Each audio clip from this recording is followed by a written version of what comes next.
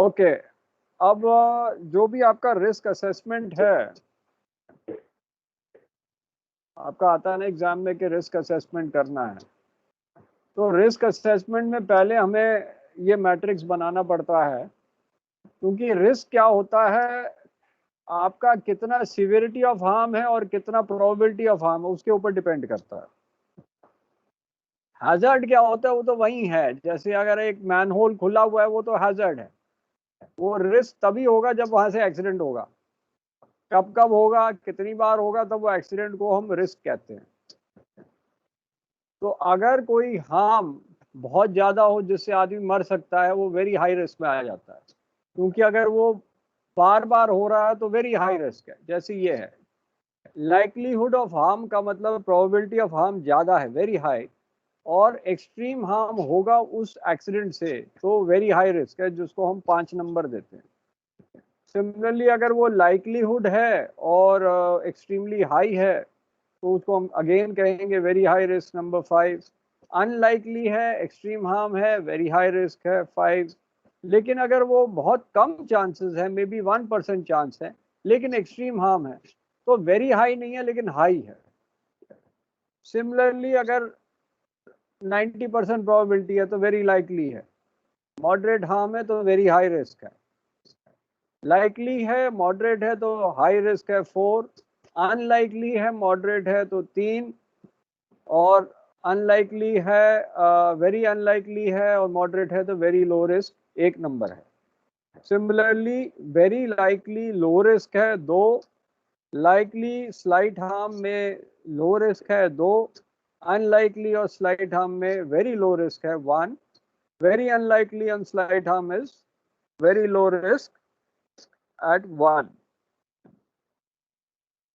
So how do we categorize this list? अगर वो 1 है तो वो एक्सेप्टेबल है, वेरी लो रिस्क है, एक्सेप्टेबल है। अगर वो 2 नंबर है तो लो है, टॉलरेबल रिस्क। अगर वो 3 नंबर है, मीडियम है। इस रिस्क को हमको रिड्यूस करना है सो दैट या तो टॉलरेबल हो या एक्सेप्टेबल हो। अगर वो 4 है तो हाई रिस्क है, तो अनएक्सेप्टेबल है, तो उसको हमको रिड्यूस करके या तो टॉलरेबल बनाओगे या एक्सेप्टेबल बनाओगे। सिमिलरली अगर वेरी हाई रिस्क है, उसको एक्सेप्ट नहीं कर सकते हम, कार वो आइटम नहीं शुरू कर सकते जब तक हम उसको टॉलरेबल या एक्सेप्टेबल नहीं बनाएंगे। तो हमारा मेन पर्पस है रिस्क असेसमेंट में कि ऐसे कंट्रोल मेजर यूज करें जिससे हमारा रिस्क कम हो जाए। कंट्रोल मेजर का मतलब है क्या है कि अगर हमने एनक्लोज स्पेस एंट्री करनी है तो हम एससीबीए पहले बाहर रखें, नील रॉबर्टसन स्ट्रेचर बाहर रखें, और सारे स्पेसेस का हमने ऑक्सीजन चेक किया, एलईएल लेवल चेक किया, ड्रैगन ट्यूब से गैस कंटेंट का पीपीएम चेक किया। गैस पॉकेट्स अभी भी हो सकते हैं क्योंकि हम ऊपर से चेक कर रहे, हो सकता है नीचे हो जाए।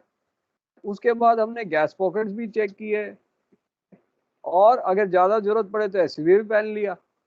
तो हमने रिस्क रिड्यूस किया, उसको कहते हैं कंट्रोल मेजर।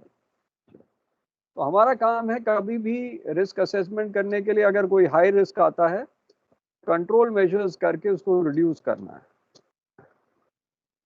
सो अगर वेरी लो रिस्क है, जैसे भाई हमारी उंगली को टच कर जाएगा, खरोच लग गई, तो खरोच लग गई और बहुत कम हो रहा है तो वेरी लो रिस्क है, तो एक्सेप्टेबल है, फर्दर एक्शन की जरूरत नहीं है। लो रिस्क है, इसका मतलब है अभी भी एक्सेप्ट टॉलरेबल है, एक्सेप्टेबल तो नहीं है बट टॉलरेबल है, तो उसके लिए एडिशनल कंट्रोल की जरूरत नहीं है। लेकिन अगर मीडियम रिस्क है तो उसको हमें लोअर करना पड़ेगा टू आइदर 2 और 1, so that it becomes low और वेरी लो, क्योंकि low is tolerable and very low is acceptable. High risk को हमको इमीडिएटली रिड्यूस करना पड़ेगा सो दैट ये टॉलरेबल या एक्सेप्टेबल हो, और वेरी हाई रिस्क को भी हमें रिड्यूस करना पड़ेगा क्योंकि वो एक्सेप्टेबल नहीं है। अब ऐसा है, टेबल बनाना पड़ता है आपको, एनक्लोज स्पेस एंट्री या कोई भी वर्किंग अलॉफ्ट है, आपको ये पूरे नोट्स भेजेंगे तो अकॉर्डिंगली आप तैयारी करना। अब इसमें अलग अलग कॉलम्स बनाओगे। पहला कॉलम होगा सीरियल नंबर, अच्छा, ऐसा है कि रिस्क असेसमेंट आप अपने जहाज के हिसाब से नहीं बनाओगे, जो पढ़ा रहा हूँ वही बनाना, क्योंकि नहीं तो नंबर कटेंगे। एमएमडी में भी स्ट्रिक्ट ऐसे ही चेक होता है। तो do not make as per your shift, prepare as per what I am teaching you. Phase 1 कह रहे थे हम अपने आप बनाएंगे, मैं कहा अपने आप बनाओगे तो नंबर कटेंगे, फिर देख लो। तो उसमें हम आपको हेल्प नहीं कर सकते, अगर नंबर मैं भी काटूंगा और एमएमडी में भी कटेगा। तो पहला कॉलम हो जाएगा सीरियल नंबर, सेकंड कॉलम हो जाएगा डिस्क्रिप्शन ऑफ आइडेंटिफाइड रिस्क, क्या रिस्क है आपका, हैजर्ड क्या है, क्योंकि वो हैजर्ड है। लेकिन रिस्क कब होता है, जब लाइकलीहुड ऑफ हार्म ज्यादा है, सिविरिटी ऑफ हार्म ज्यादा है, तो रिस्क फैक्टर भी बढ़ जाता है। उसके बाद आपका कॉलम बनेगा, आप कौन से कंट्रोल मेजर यूज कर रहे हो इस रिस्क को कम करने के लिए। और नेक्स्ट कॉलम बनेगा कि 5 नंबर था और आपने कंट्रोल मेजर यूज किए, तो अब रेसिडुअल रिस्क का मतलब है बचा हुआ रिस्क कितना है। अगर वो 2 से ज्यादा है तो आपको एडिशनल कंट्रोल मेजर यूज करने हैं, so that final residual risk जो है या तो 2 हो या 1 हो। यहाँ तक क्लियर है? तो उसके बाद मैं एक एक पॉइंट करूंगा। यहाँ में किसी को डाउट है तो पूछो। अभी मैंने सिर्फ ऊपर वाला समझाया है, अंदर वाला नहीं समझाया। कॉलम समझ आ गए कि नहीं? Column have you understood? Yes sir, कोई आगे कॉलम डाउट? समझ। आ गए? यस सर, आगे क्योंकि एग्जाम में नहीं आ तो गए, लेकिन एग्जाम में फिर अपने कॉलम यूज करना शुरू हो जाते हो, फिर मेरे नंबर नहीं सर, कटते हैं, फिर एकदम आप ऐसे ही बोलते हो बनाएंगे। एकदम एग्जैक्टली वैसे ही बना। हाँ, एग्जैक्टली कॉलम ऐसे ही बनाना। अभी पिछले बैच वाले ने उसमें से 50% ने अपने हर तरीकों से बनाना शुरू कर दिया, जबकि मैंने उनको 4 बार समझाया, उनको रिवीजन भी कराया, फिर अपने हिसाब से बनाना शुरू किया। फिर मेरे को फिर तो काटूंगा ही नंबर। तो 2 बंदों को जरा पास कर दिया, वो खत्म हो गए थे, वो तो लटक गए थे। तो फिर फाइनली कुछ ना कुछ थोड़ा सा धक्का लगा दिया। ये तो धक्का नहीं लगाते हैं, लेकिन लगा दिया, फिर 2 महीने और लटक जाते।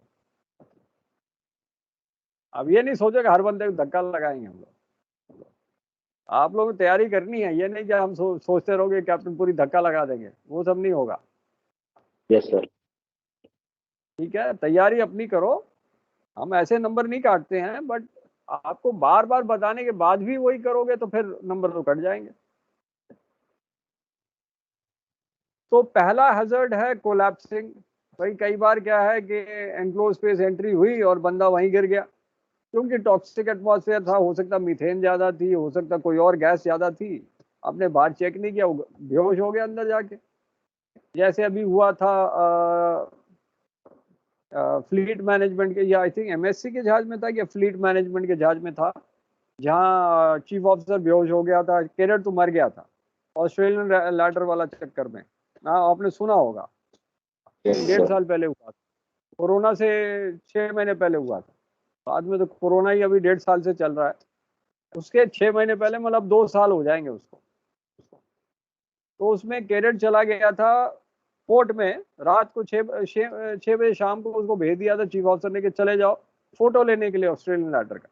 अंदर जाके बेहोश हो गया, चीफ ऑफिसर भी भागा, वो भी अंदर गया, वो भी बेहोश हो गया। बाद में चीफ ऑफिसर बच गया और कैडेट तो मर गया। तो पहला हो गया collapsing in enclose space because toxic atmosphere, जो ज्यादातर होता है और वेरी हार्मफुल है, तो लेवल बहुत हाई है क्योंकि इसमें आपकी जान जा सकती है। तो क्या कंट्रोल मेजर यूज करोगे? Lines leading to space are secured, space is emptied, space remotely cleaned if possible, space tested for safe atmosphere, और अगर टेस्टिंग के बाद गैस फ्रींग कर रहे हो उसको regularly, space has been tested regular intervals, continuous ventilation हो रहा है, और एक बंदा बाहर स्टैंड बाय भी। और पॉइंट्स लिख सकते हो कि you have a person outside who is monitoring that place, because collapse हो गए तो फटाफट आपको बाहर निकालेंगे, वो भी लिखना। लेकिन अगर 1-2 पॉइंट नहीं लिखे तो हो सकता है उसके कारण आपका रिस्क बढ़ गया। तो रेजिडुअल रिस्क 3 है। तो आपने कंटिन्यूस वेंटिलेशन किया, स्पेस टेस्ट किया एटमॉस्फेयर से, और एक अटेंडिंग पर्सन को बाहर रखा, वो आप ऐड कर सकते हो। तो फाइनल रेजिडुअल रिस्क आपका 1 हुआ। तो इसमें आप पॉइंट्स ऐड कर सकते हैं, ये नहीं कि यही पॉइंट लिखो, आप अपने ऐड करो। फायर एक्सप्लोजन इन एनक्लोज स्पेस जो हो सकता है स्टैटिक से हो सकता है, हॉटवर्क से हो सकता है, इसमें लिख सकते हैं, स्टैटिक भी लिख सकते हैं, क्योंकि इधर जगह नहीं है तो इसलिए करना थोड़ा मुश्किल है। स्टैटिक, तो लाइकली हाई, और हाई आपका रिस्क है, तो आप मॉनिटर करोगे, इंट्रिंसिकली सेफ डिवाइस यूज करोगे, हॉट वर्क प्रोसीजर यूज करोगे, do not use defective equipment, do not ventilate with pure oxygen, या उस एरिया में आप कोई लोअर नहीं करोगे कोई टूल्स विद पॉलीप्रोपिलीन वायर, क्योंकि उससे स्टैटिक हो सकता है। तो आपका रिस्क लेवल सपोज यहाँ 3 है, अगर 2 हो गया, ये सब किया और 2 हुआ, एडिशनल कंट्रोल मेजर की जरूरत नहीं है क्योंकि टॉलरेबल आ गया, तो फाइनल रिस्क इज 2। फिर आता है slipping tripping of personal inside, cause हो सकता है पुअर लाइटिंग एंड हाउसकीपिंग आपकी पुअर है, इनएडिक्वेट पीपी, हजार्डस स्ट्रक्चर्स, बंदा फटीग्ड है, थक गया है, लाइकली मॉडरेट है, मीडियम रिस्क है, तो मीडियम रिस्क को आपको टॉलरेबल बनाना है। तो आपने यूज किया anti skid safety shoes, good lighting, clean the flooring, relevant PP, awareness of space, sending fresh alert worker, regular hydration of worker, पानी रेगुलर पीना है नहीं तो बेहोश हो जाएगा। तो आपका रिस्क 1 रहा, रेजिडुअल रिस्क, तो आपको एडिशनल कंट्रोल मेजर की जरूरत नहीं है, final residual risk is 1। Then आपके रिड्यूस विजिबिलिटी उसी में ड्यू टू स्मोक या डस्ट एंड मिस्ट है, वेंटिलेशन आपने अच्छी की। चौथा नंबर पे आ गया इलेक्ट्रोक्यूशन हैजर्ड, हो सकता है केबल्स एक्सपोज्ड हो, इलेक्ट्रिकल वायर्स वहाँ रन कर रही हो, अनलाइकली है, ज़्यादातर होना नहीं चाहिए बट हो भी सकता है, मॉडरेट है, मीडियम रिस्क है।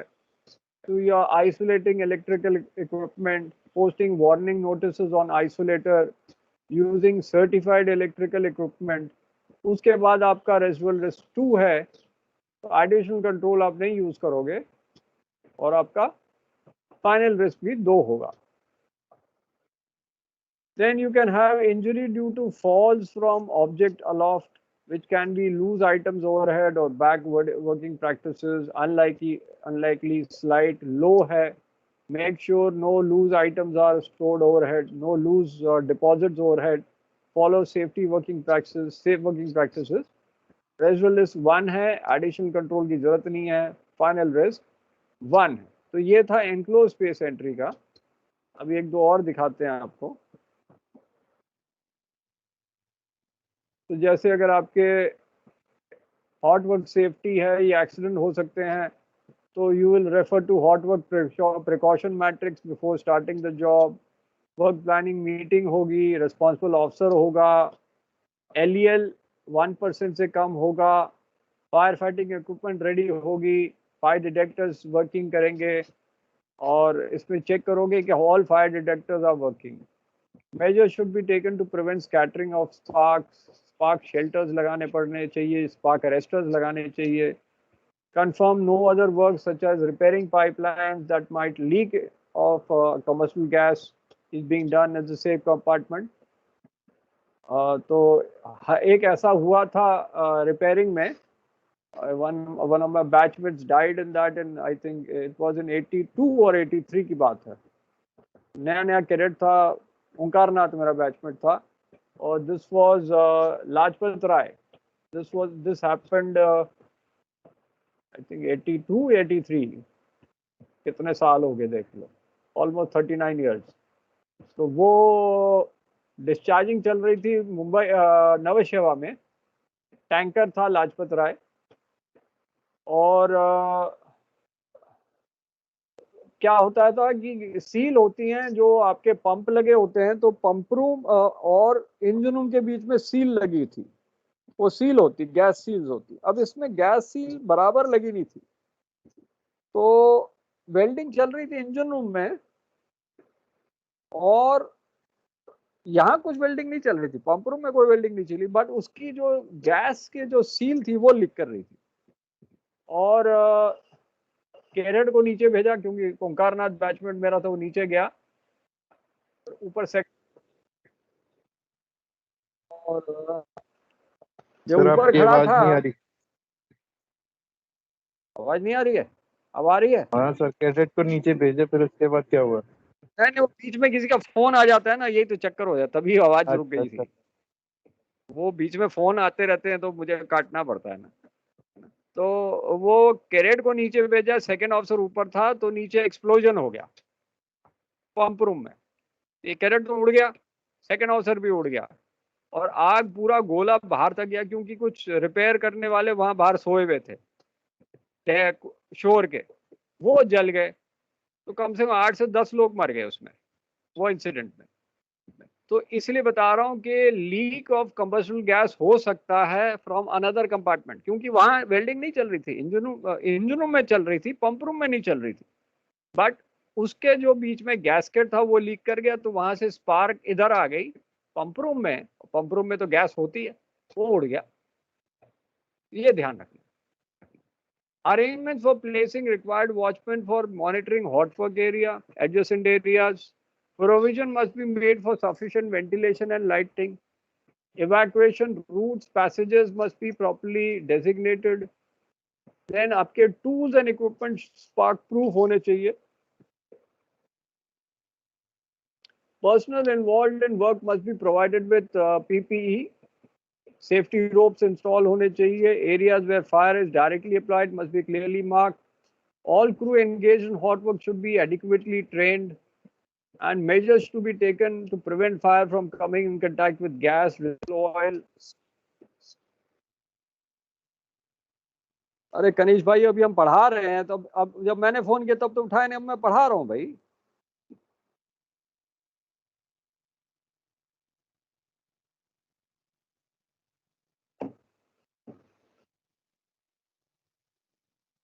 So check that no dangerous or combustible materials on other side of bulkhead, क्योंकि हो सकता है कि दूसरी तरफ combustible material वहां आग लग जाए. Section of work to be disconnected or disassembled from pipeline. Suppose एक pipeline में hot work करना है, तो उसको टैंक में नहीं करोगे, उसको डिस्कनेक्ट करके ले जाओगे वर्कशॉप में, वहां जाके करोगे. Safety of pipe must be confirmed where applicable. Safety of enclosed compartments must be confirmed. All crew engaged in work within enclosed space must be provided with portable lighting apparatus, gas detection in space. तो उनके पास अपने personal monitors होने चाहिए to check your gas emissions.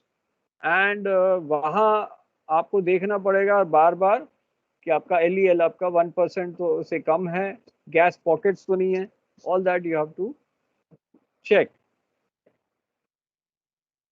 अब welding में और आपको check करना पड़ेगा secure gas cylinders in vertical position, क्योंकि अगर टेढ़ा करके रखोगे तो एक्सप्लोजन हो सकता है. वर्टिकल पोजीशन में रखो. And full and empty cylinders to be segregated and marked clearly. Store in right spaces. Never store oxygen and acetylene cylinder together in one space. Plus इनको वेंटिलेटेड स्पेस में रखोगे, caps लगा के रखोगे, Greece and oil को दूर रखोगे.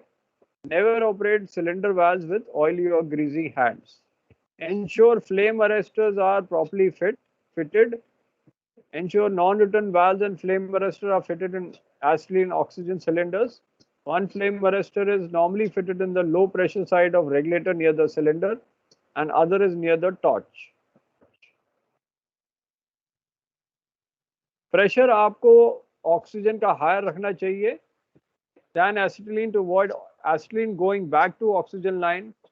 Handle acetylene with care because it should not be used for welding at pressure exceeding 1 bar, otherwise explosion हो जाएगा.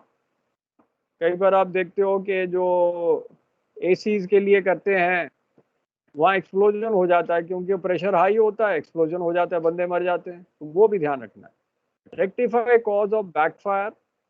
So the first priority should be to close the oxygen valve and then immediately close the acetylene valve. and no operation is to be performed until the cause of backfire is rectified. Handle flashback carefully.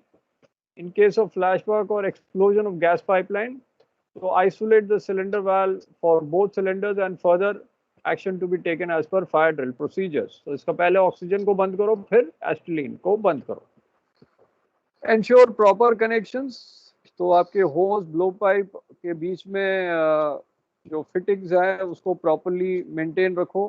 Keep study watch on the temperature. If temperature बढ़ रहा है तो फिर flashback हो सकता है, तो ठंडा करना पड़ेगा इमीडिएटली उस एरिया को. Prevent interchange of hoses. Manifold hose connection should be inlet and outlet connections so that you cannot interchange it. Replace old and faulty hoses. Handle your hoses correctly.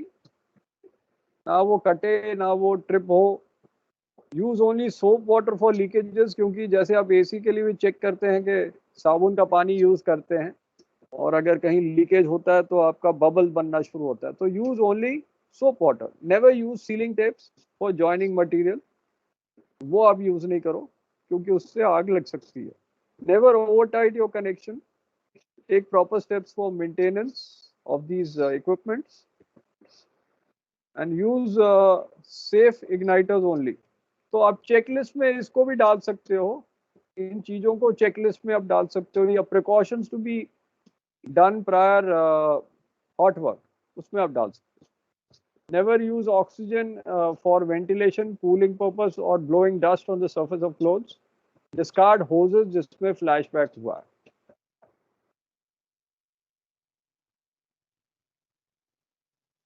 Mooring operations का भी कर लें. Don't allow, ये तो हमने कर लिया था. आई थिंक मूरिंग ऑपरेशंस का तो पूरा कर लिया था. स्नैपबैक जोन तो हमने कर लिया था.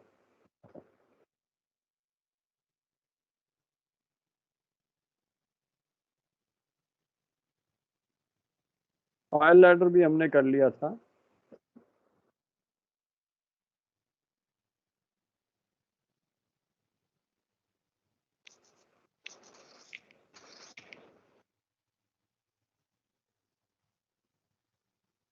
वर्किंग अलॉफ्ट का जो हमने कर लिया था, लेकिन अभी वो उसका कर लेते हैं रिस्क असेसमेंट. ये हमने कर लिया था वर्किंग अलॉफ्ट भी.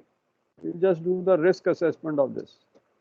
तो पहले आपको ये रिस्क एस्टिमेटर बनाना पड़ेगा. सेकेंडली आपको टॉलरेबिलिटी ऑफ रिस्क का बनाना है. डिटेल्स ऑफ रिस्क बनाना है एंड रिस्क असेसमेंट वर्किंग अलॉफ्ट. इसमें भी वही चीज़ बनानी है, वही सारे कॉलम्स. और falling off the ladder while climbing. Unlikely, moderate, medium, use safety harness, use appropriate PPE, clean any slippery ladders. Residual risk 2, additional control measure जरूरत नहीं है, तो final risk आपका 2 है. Falling from heights while working, unlikely, moderate, medium, safety harness को secure करना strong point पे, attended by responsible officer. 1 और नील हो गया एडिशनल कंट्रोल मेजर. फाइनल आपका 1 है. Ships whistle sounded while working, very unlikely, slide, low risk है, तो आपने आइसोलेट कर दिया whistle. Use of warning signs on whistle control, तो रेजिडुअल रिस्क आपका 1 हो गया. तो एडिशनल कंट्रोल कोई जरूरत नहीं है. फाइनल रिस्क 1 है. Hit by radar antenna, very unlikely, slide, low risk है. Isolate radars, use warning signs on all radars. और रेजिडुअल रिस्क 1 है और एडिशनल कंट्रोल जरूरत नहीं है. Final risk is 1. Radiation hazard और रेडियो एरियल की hazards, likely, slight, low, use of warning signs on radar, switch off radar. तो residual risk 1 है, एडिशनल कंट्रोल की जरूरत नहीं है. Final risk is 1. Electrocution hazard, unlikely, moderate, medium, isolate electrical equipment. Post warning notices on isolator. यहाँ आपका 2 हो गया, तो एडिशनल कंट्रोल की जरूरत नहीं है. You have final risk is 2. Injury due to fall of objects from aloft, likely, moderate, high. Adequate training of support staff required. appropriate PP required. तो आपका risk level is 2, residual risk is 2, additional control जरूरत नहीं है, final risk is 2. Deterioration of weather and sea conditions unlikely, moderate. Medium आपकी risk है, free. तो आपने day light में इसको कराया कंट्रोल मेजर्स में.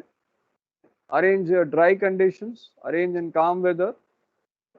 सो रिस्क आपका रेजिडुअल रिस्क 1 है, एडिशनल कंट्रोल की जरूरत नहीं है, तो final risk is 1. Falling overside likely, extreme, very high risk. तो फॉल प्रिवेंटेड डिवाइसेस यूज कर सकते हो, अगर बेटर है तो इधर में लिख सकते हैं. Safety harness secured to strong point, use of life jacket, rescue boats to be ready. 3 है, better safety harness with fall preventer लिख देते हैं, with fall preventer. तब आपका फाइनल रिस्क या तो 2 है या 1 है. तो आपका ये हो गया रिस्क असेसमेंट फॉर वर्किंग अलाफ्ट. ये क्लियर है कि नहीं है? किसी को डाउट है तो बताओ, कैसे बनाना है, ये समझ आ गया कि नहीं? नोट्स तो मिल ही जाएंगे आपको, समझना भी है.